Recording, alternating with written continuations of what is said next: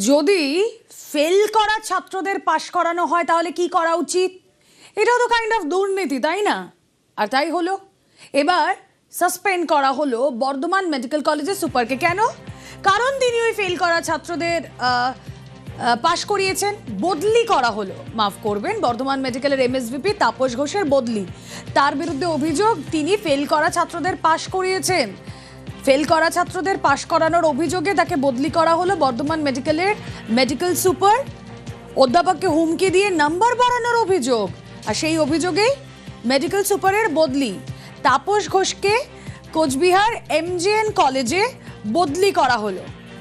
কথা বলবো, অভিজিৎ চন্দ্র রয়েছেন সঙ্গে। অভিজিৎ, ছাত্রদের ফেল করা ছাত্রদের যদি পাশ করান তাহলে তো সত্যি তাকে সঙ্গত কারণেই বদলি করা হয়েছে, কিন্তু তার বিরুদ্ধে কোনো অ্যাকশন নেওয়া হলো না, শুধুই বদলি। এটাও তো কাইন্ড অফ দুর্নীতি।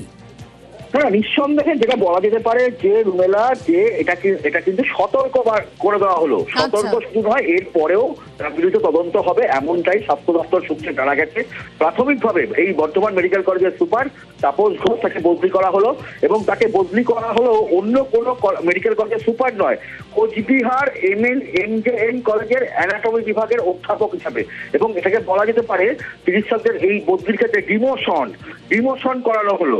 যে ফেল করা এমবিবিএস ছাত্রদের পাশ করানোর অভিযোগ, মহিলা অধ্যাপককে হুমকি দিয়ে রীতিমতো নাম্বার বাড়ানোর অভিযোগ উঠেছিল এই তাপস ঘোষের বিরুদ্ধে। ফলে এক প্রকার ডিমোশন, এবং তাকে বর্ধমান মেডিকেল কলেজের সুপার পদ থেকে সরিয়ে কোচবিহার এমজেএন কলেজে পাঠানো হলো। এবং বর্ধমান মেডিকেল কলেজের নতুন সুপার হলেন কলকাতা মেডিকেল কলেজের বর্তমান সুপার ডক্টর শান্তনু কুমার সেন। ওকে।